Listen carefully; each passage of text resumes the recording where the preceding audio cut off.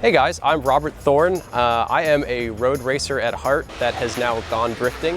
I find it enjoyable and you might too, so I've got a few tips. So drifting is new to me. I come from a road racing background. I've been road racing in karts since I was 8 years old. To go from that to drifting has been a pretty interesting journey. It started, of course, with Grid Life and the community there, and ASM. Grid Life hosts large events and festivals where there's road racing and drifting.